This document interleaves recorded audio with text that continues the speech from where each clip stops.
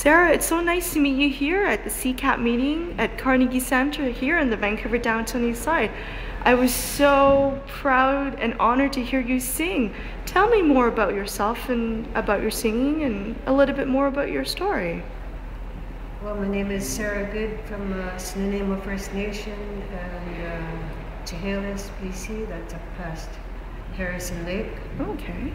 And I've been supporting poverty issues for since about '96. I didn't realize I was going to be pulled into something like that because one of my friends called on me and said, "Do you want to get involved locally as well as globally?"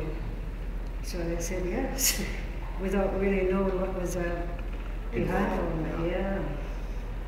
So I ended up getting on the steering committee for the Women's March Against Poverty. Mm-hmm. And that was the very beginning of my involvement. I sat in with the Aboriginal Women's Action Network as well, and was the, I guess, how would you say, we're the starters of the A1.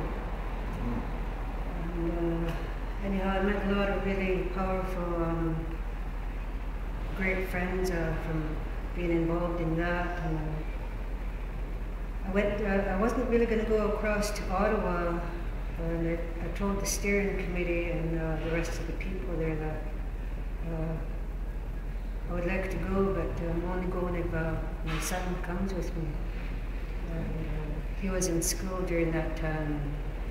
So I went to his school and I done a presentation, and they said he could go to Ottawa with us, with understanding that he keeps a journal and stuff. Oh, wonderful. Mm-hmm. It was a 40-day journey across there, and of course everybody got exhausted, and it was a great learning, great healing, and a lot of strong bonding. And then when we got back, we were asked what happened for me when I went across there.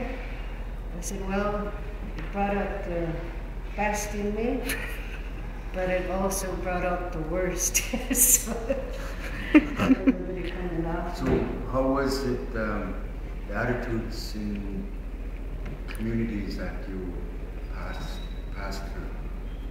Were you greeted? Were you called names? Yeah, we had a lot of really good welcoming feasts when we arrived.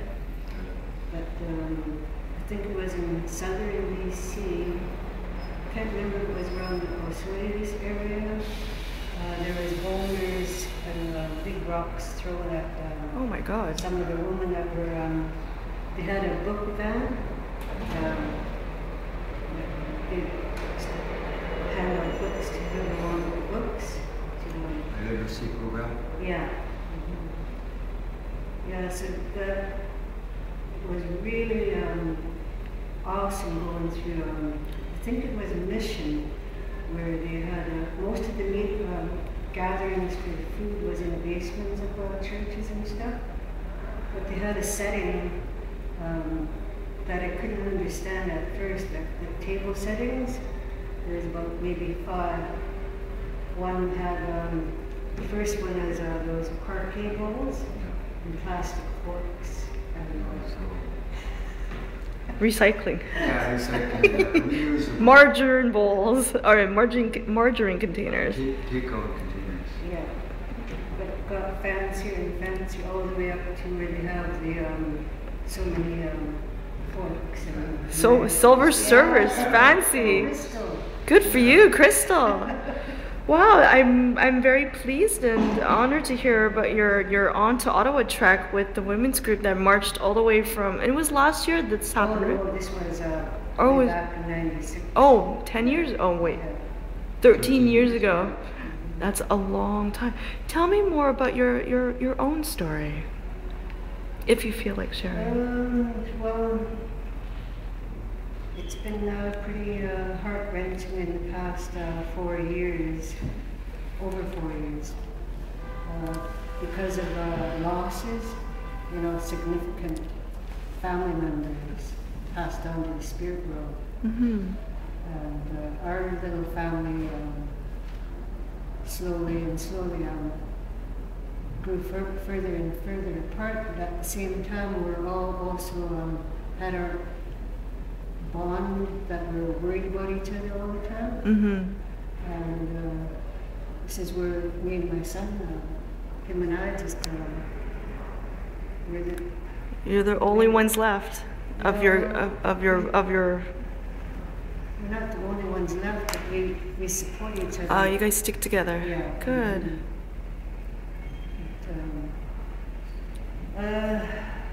The losses are so hard to talk about because my daughter, she was only 28 years old. I'm so sorry. And that was in 2005. And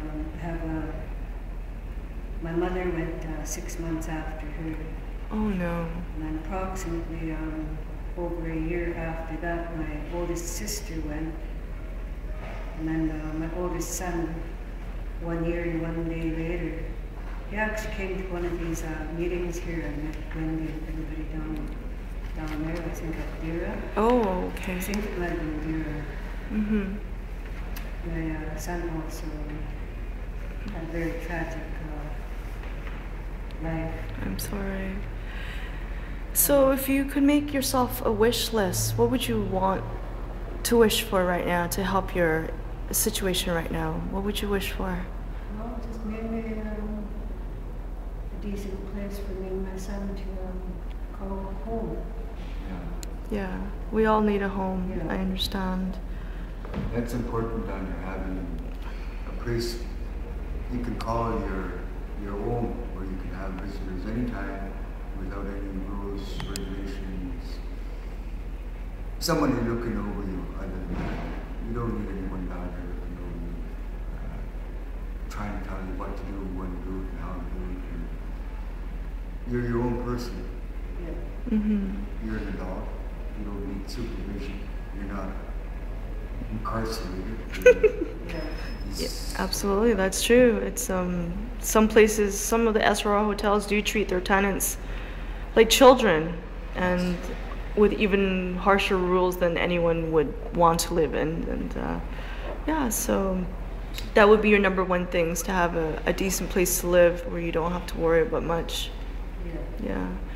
But you know, if there's anything else that we can do at AHA Media, Clyde's around a lot. He's one of our newest reporters, and if there's anything we could do, please let us know, or let one of our reporters know. And with this little video, maybe somebody out there will be able to help you in the way that you want to be helped, and we can continue to do great work in the downtown Eastside.